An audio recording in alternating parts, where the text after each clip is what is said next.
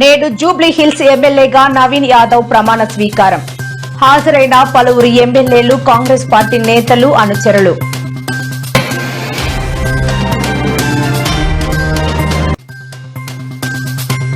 Aerospace, defence రంగాలకు Hyderabad hub. కీలక వ్యాఖ్యలు చేసిన సీఎం రేవంత్ రెడ్డి.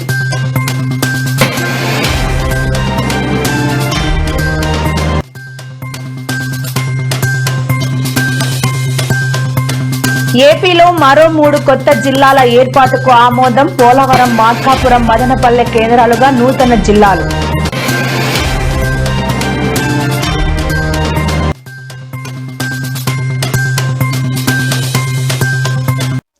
నేడు కోనసీమ జిల్లాలో పర్యటించిన ఉప ముఖ్యమంత్రి. రైతులు, అధికారులతో మాట్లాడి అక్కడి పరిస్థితులను అడిగి తెలుసుకున్న పవన్ కళ్యాణ్.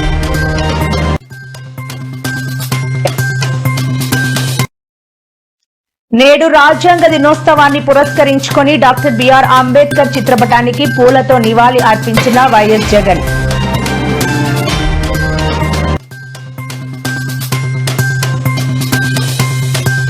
ఆగ్నేయ బంగాళాఖాతంలో తీవ్ర వాయుగుండం. హెచ్చరిక జారీ చేసిన సెన్వార్ ఈ నెల 29 నుంచి కోస్తా ఆంధ్రాలో అతి భారీ వర్షాలు కురిసే అవకాశం.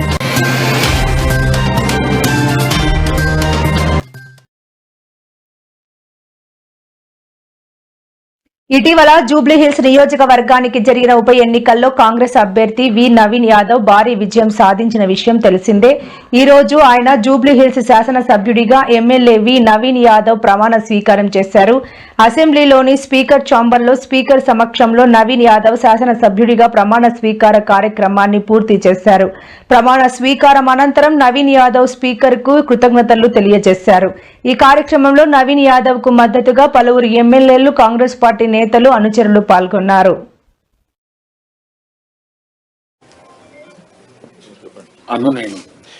నవీన్ యాదవ్ వి అనే నేను శాసనసభ సభ్యునిగా ఎన్నికైనందున శాసనం ద్వారా నిర్మితమైన భారత రాజ్యాంగం పట్ల నిజమైన విశ్వాసం, విధేయత చూపుతానని, భారతదేశ సార్వభౌమాధికారాన్ని, సమగ్రతను కాపాడుతానని, నేను స్వీకరించబోయే కర్తవ్యాన్ని శ్రద్ధశక్తులతో నిర్వహిస్తానని దైవసాక్షిగా ప్రమాణం చేస్తున్నాను.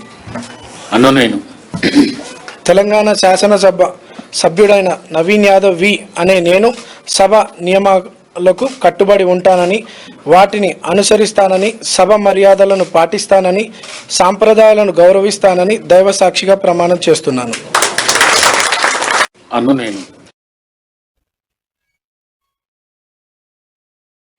ఏరోస్పేస్, డిఫెన్స్ రంగాలకు హైదరాబాద్ హబ్ అని సీఎం రేవంత్ రెడ్డి అన్నారు. ఇవాళ శంషాబాద్ సమీపంలోని జీఎంఆర్ ఏరో పార్కులో సాఫ్రాన్ ఏరోక్రాఫ్ట్ ఇంజిన్ సర్వీసెస్ ఫెసిలిటీని ప్రధాని నరేంద్ర మోదీ ఢిల్లీ నుంచి వర్చువల్ గా ప్రారంభించారు. ఈ కార్యక్రమంలో తెలంగాణ సీఎం రేవంత్ రెడ్డితో పాటు కేంద్ర మంత్రి Rammohan Naidu, Safran chairman Ross McInnes పాల్గొన్నారు. ఈ సందర్భంగా సీఎం రేవంత్ రెడ్డి మాట్లాడుతూ తెలంగాణపై నమ్మకంతో హైదరాబాద్ ను ఎంచుకున్న సాఫ్రాన్ సంస్థకు ఆయన అభినందనలు తెలిపారు. ఈ కొత్త సదుపాయం ఏరోస్పేస్ రక్షణ రంగంలో తెలంగాణ వృద్ధికి ఒక మైలురాయిగా నిలుస్తుందన్నారు. 2047 నాటికి $3 ట్రిలియన్ ఎకానమీగా తెలంగాణను తీర్చిదిద్దేందుకు తాము ప్రయత్నిస్తున్నామని సీఎం రేవంత్ రెడ్డి అన్నారు.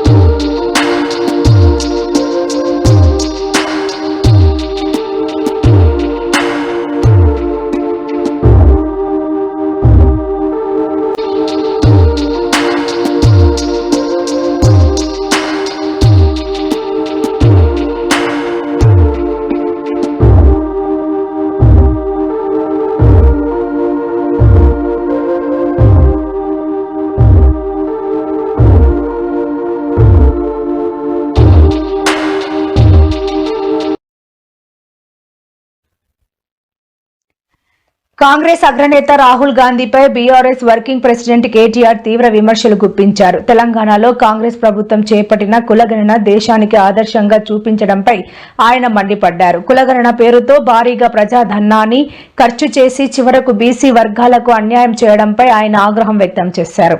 స్థానిక సంస్థల ఎన్నికల్లో బీసీలకు 42% రిజర్వేషన్లు కల్పిస్తామని ఊదరగొట్టిన కాంగ్రెస్ ప్రభుత్వం కులగణన పేరుతో 160 కోట్లను ఖర్చు చేసిందని కేటీఆర్ తెలిపారు. ఈ మోసంపై స్పందిస్తారా అని రాహుల్ గాంధీని నిలదీశారు.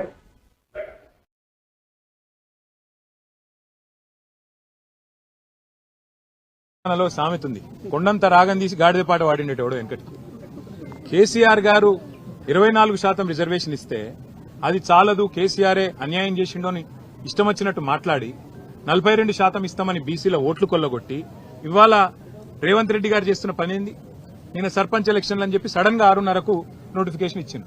అందులో చూస్తే ఇప్పుడే మా గౌరవ శాసనసభ్యులు రాజేశ్వర రెడ్డి గారు, మా ఎమ్మెల్సీ శ్రీనివాసరెడ్డి గారు, మాజీ ఎమ్మెల్యే ధర్మారెడ్డి గారు చెప్తున్నారు, కొన్ని మండలాల్లో కనీసం ఒక్క ఊరు కూడా లేదు బీసీలకు రిజర్వేషన్లు. ఇంతకంటే అరాచకం, ఇంతకంటే కిరాతకం ఏదైనా ఉందో నాకే తెలియదు. మరి నేను ఇంకొక మాట కూడా అడుగుతున్నా, 42% అని చెప్పి కులగణన అని చేసి దానికి 160 కోట్లు ఖర్చు పెట్టి దానికి మళ్ళీ రాహుల్ గాంధీ కితాబులు ఇచ్చి ఇది రేర్ మోడల్, రేర్ అంటే ఏంటంటే అంటే రాహుల్ రేవంత్ మోడల్ అట, రేర్ మోడల్ అని పెట్టి దానికి కాంగ్రెస్ వర్కింగ్ కమిటీలో తీర్మానం పెట్టి ఓహో రేవంత్ రెడ్డి ఆహా కాంగ్రెస్ అని ఊదరగొట్టి ఇలా పీకిందేంది చివరికి? ఏం చేసినావు? 42% రిజర్వేషన్లను నమ్మబలికి బీసీల ఓట్లు కొల్లగొట్టి ఇవాళ 17% పరిమితం చేసినందుకు ముందు రేవంత్ రెడ్డి 2 చెంపలేసుకొని బీసీలను మోసం చేసినందుకు క్షమాపణ చెప్పాలి. సర్పంచ్ ఎన్నికల్లో ఇవాళ ఏ అరాచకమైతే చేస్తా ఉన్నారో, కొన్ని మండలాల్లోనే బీసీలకు స్థానం లేకుండా, రిజర్వేషన్ లేకుండా చేసి, కొన్ని జిల్లాల్లో కూడా లేకుండా చేసి దుర్మార్గం ఏదైతే ఈ ప్రభుత్వం చేస్తున్నదో దీనికి రాహుల్ గాంధీ క్షమాపణ చెప్పాలి. ఎందుకంటే బీహార్ ఎన్నికల్లో రాహుల్ గాంధీ అబద్దం చెప్పిండు, తెలంగాణలో మేము చేసేసినాం 42% ఇచ్చేసినాం అని బీహార్ ఎన్నికల్లో చెప్తాడు, ఢిల్లీలో చెప్తాడు. అందుకే తెలంగాణ గల్లీల్లో ఉండే మా బలహీన వర్గాల సోదరులకు నా ప్రార్థన, దయచేసి కాంగ్రెస్ పార్టీ మిమ్మల్ని ఏదైతే నమ్మించి గొంతు కోసిందో బుద్ధి చెప్పండి. ఇవాళ పార్టీ రహితంగా జరిగే ఎన్నికల్లో సిగ్గులేదు ముఖ్యమంత్రికి, మంత్రులకు. పార్టీ రహితంగా జరిగే ఎన్నికల్లో పార్టీ పరంగా రిజర్వేషన్లు ఇస్తారట. ఆ ఎన్నికల్లో పార్టీ గుర్తే లేకపోయా, అసొంటప్పుడు నువ్వు పార్టీ పరంగా రిజర్వేషన్లు ఎక్కడికెళ్ళిస్తావు? అంటే నమ్మితే ఇక ఎన్ని అబద్దాలు చెప్తారంటే వాళ్ళకు నిజంగా వాళ్ళ నోర్లకు మొక్కాలే. మళ్ళొక్కసారి ఇవాళ వీళ్ళ నిజరూపం బయటపడ్డది. వీళ్ళు ఇన్నాళ్లు బీసీల కోసం కార్చిన కన్నీళ్లు మొసలి కన్నీరు అన్నది బయటపడ్డది. కాబట్టి బీసీ సోదరులు, ముఖ్యంగా సోదరిమణులు, మీరే బుద్ధి చెప్పాలా ఈ దుర్మార్గమైన ప్రభుత్వానికి అని చెప్పి మేము విజ్ఞప్తి చేస్తూ, ఈ రకమైన మోసాన్ని ఏదైతే కొనసాగించే ప్రయత్నం ముఖ్యమంత్రి ఆయన మంత్రులు చేస్తా ఉన్నారో దీనికి తప్పకుండా తెలంగాణ సందర్భానుసారంగా కసిదీర, కాళోజీ నారాయణరావు గారు చెప్పినట్టు కసిదీర కాలం వచ్చినప్పుడు కాటేసి తీరుతుందనే మాట కూడా వారికి విజ్ఞప్తి చేస్తాం. Thank you. తెలంగాణలో సామెత ఉంది, కొండంత రాగం తీసి గాడిదపాట వాడినటోడు వెంకటి. కేసీఆర్ గారు 24% రిజర్వేషన్ ఇస్తే అది చాలదు, కేసీఆరే అన్యాయం చేసిండో అని ఇష్టం వచ్చినట్టు మాట్లాడి 42%. ఆర్టీసీ బస్సులో మందుబాబులు వీరంగం సృష్టించారు. మద్యం మత్తులో ఆర్టీసీ డ్రైవర్ కండక్టర్ పై దాడికి దిగారు. పైగా నర్సంపేట కాంగ్రెస్ ఎమ్మెల్యే దొంతి మాధవరెడ్డి తమ పెద్దన్న అంటూ రెచ్చిపోయారు. దీనికి సంబంధించిన వీడియో ఇప్పుడు సోషల్ మీడియాలో వైరల్ గా మారింది. నర్సంపేట కాంగ్రెస్ ఎమ్మెల్యే దొంతి మాధవరెడ్డి మా పెద్దనాన్న మమ్మల్నే లేపుతావా అంటూ ఆగ్రహంతో ఊగిపోయారు. ఆర్టీసీ బస్సు డ్రైవర్ కండక్టర్ పై యువకులు దాడికి దిగారు. దీంతో ప్రయాణికులు కలగజేసుకుని 2 యువకులను పోలీసులకు అప్పగించారు.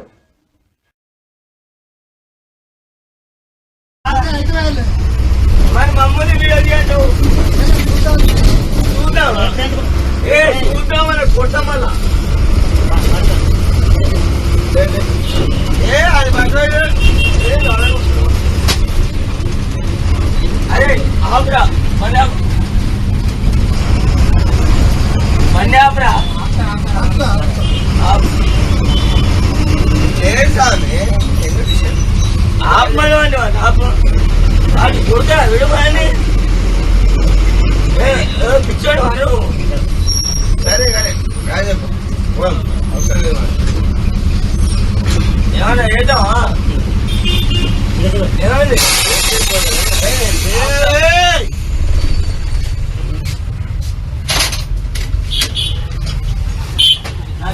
పో ఆనే ఉంటే పో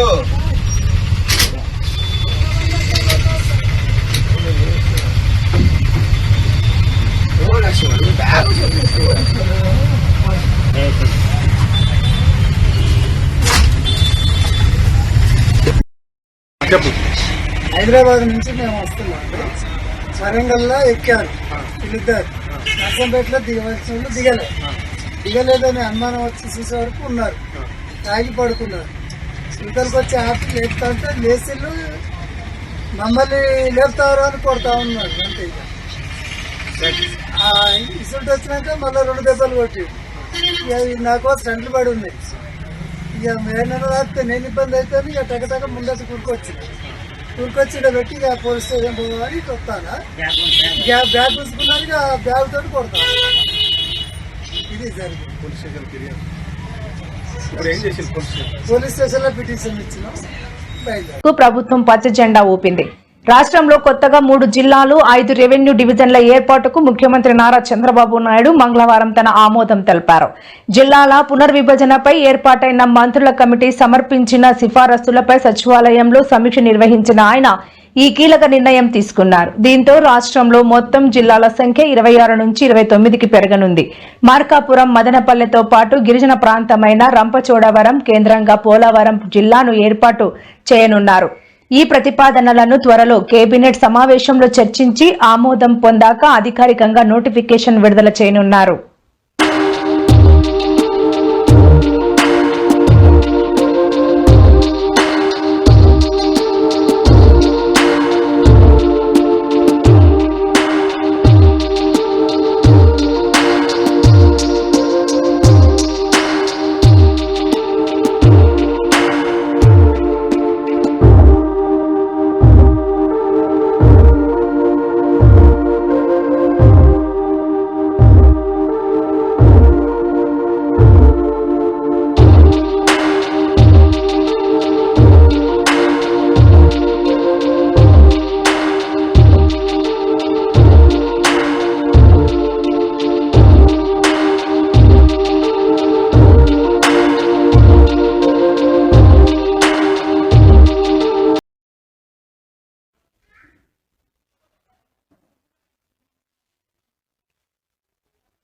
చదువుకునే రోజుల్లో తాను బ్రిలియంట్ స్టూడెంట్ కాదని సీఎం చంద్రబాబు ఆసక్తికర వ్యాఖ్యలు చేశారు. ఈ రోజు అమరావతిలో రాజ్యాంగ దినోత్సవం పురస్కరించుకుని ఏపీ అసెంబ్లీ ప్రాంగణంలో విద్యార్థులతో మాక్ అసెంబ్లీని నిర్వహించారు. ఈ కార్యక్రమానికి సీఎం చంద్రబాబుతో పాటు మంత్రి నారా లోకేష్ హాజరయ్యారు. ఈ సందర్భంగా సీఎం మాట్లాడుతూ యువకుడిగా ఉన్నప్పుడు తన ఉపాధ్యాయుడు లెక్చరర్గా అవకాశం ఇచ్చారని, కానీ తాను ఎమ్మెల్యే అవుతానని ఆ లెక్చరర్ అవకాశాన్ని తిరస్కరించానని అన్నారు. ప్రజాప్రతినిధి అయితే ఐఏఎస్లను కూడా ఆదేశించవచ్చని ఆ రోజే అనుకున్నానని తెలిపారు. 9 సార్లు ఎమ్మెల్యేగా గెలుపొందానని, 45 ఏళ్లుగా ఎమ్మెల్యేగా ఉన్నానని తెలిపారు. సోషల్ మీడియా వచ్చింది. ఇప్పుడు సోషల్ మీడియాకు అదుపు లేకుండా పోయింది. ప్రతి ఒక్కరూ సోషల్ మీడియాలో పోస్టులు పెట్టేస్తారు. వ్యక్తిగత హననం కూడా చేసే పరిస్థితికి వస్తుంది. క్యారెక్టర్ అసాసినేషన్ చేస్తున్నారు. ఆడబిడ్డలపైన పోస్టులు పెట్టడం మామూలు కూడా కాదు, చాలా భయంకరంగా నూకుడు ఫోటోస్ కూడా పెట్టేసే పరిస్థితి వస్తుంది. అవి కూడా మార్పుడవి. ఇలాంటివన్నీ వచ్చినప్పుడు దానిపైన కూడా మీరు చర్చించి ఏం చేయాలనో మీరు మాట్లాడే పరిస్థితికి వచ్చారు. యువగలం పాదయాత్రలో కూడా కొంతమంది పిల్లలు మా తెలుగుదేశం పార్టీ చొక్కా వేసుకుని వస్తే నా బాధ కలిగేది. ఇప్పుడే మీకు రాజకీయాలు అవసరం, దానికి టైం ఉంది, ఇప్పుడు చొక్కాది మంచి చొక్కా ఇస్తాను, కానీ పార్టీ రంగులు వేసుకుని తిరగదని పిల్లలకి నేను చెప్తాను జరిగింది. ఎందుకంటే పిల్లల్ని నేను చూసినప్పుడు నాకు దేవుడు కనపడతారు. అన్కండిషనల్ లవ్ ఇస్తారు మనకి. ఆ పిల్లల్ని చూసుకోవాల్సిన బాధ్యత మనందరిపైన ఉంటుంది. కొన్ని నిర్ణయాలు మన జీవితంలో మనకు మార్పు వస్తుంది. ఆ నిర్ణయం నాకు యువగలం పాదయాత్ర.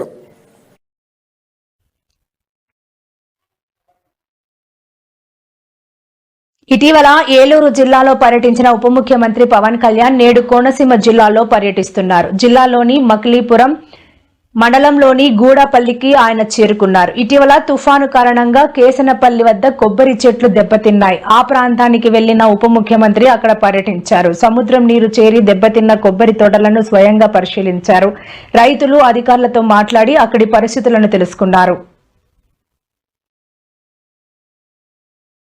ఏం మాట్లాడుతున్నారు? మేము భవిష్యత్తులో ఇవి చేస్తాం ఉన్నారు. మీకు 5 సంవత్సరాల సమయం ఇస్తేనే మీరు ఏం చేయలేకపోయారు. రాష్ట్రాన్ని ఇంత అస్తవ్యస్తంగా చేశారు. ఇంకొకసారి మీరు వస్తే ఏం జరుగుద్ది? అదే వద్దని చెప్పి మేము ప్రజలు పక్కన పెట్టారు. ఈ రోజుకి వాళ్ళు తీరుతెన్ను మార్చుకోవట్లేదు. చాలా తక్కువ సార్లు గత ప్రభుత్వం గురించి మాట్లాడతాం. వాళ్ళు ఈ రోజుకి వాళ్ళ బూతులు మారట్లేదు, వాళ్ళ బుద్ధులు మారట్లేదు. నేను ఇంకా మీరు సామాజిక మాధ్యమాల్లో తిడుతూనే ఉన్నారు. మళ్ళీ ఇంకొకసారి హెచ్చరిస్తున్నా. పిఠాపురంలో ఒకసారి చెప్పాను మీకు, మళ్ళీ మీరు కూర్చొని పాత పద్ధతిలో గనక మళ్ళీ నాయకులు మళ్ళీ మీరు పిచ్చి ప్రలాపనలు చేస్తే పర్యవసానాలు చాలా తీవ్రంగా ఉంటాయి, గుర్తుపెట్టుకోండి. మిమ్మల్ని మీరు కానీ మీ నాయకులు కానీ మీరు ఒక క్రమబద్ధంగా ఒక పద్ధతిలో మమ్మల్ని విమర్శిస్తే తప్పులను మేము సరిదిద్దుకుంటాం, వివరణిస్తాం. అలా కాకుండా వ్యక్తిగతంగా మళ్ళీ పాత పద్ధతిలో చేస్తే ఈసారి నేనే చెప్తున్నా. మీరు పవన్ కళ్యాణ్ మంచితనం చూశారు, పవన్ కళ్యాణ్ సహనం చూశారు, పవన్ కళ్యాణ్ గట్టితనం మీరు చూడలేదు ఎప్పుడు. దయచేసి అక్కడ దాకా తీసుకెళ్ళకండి.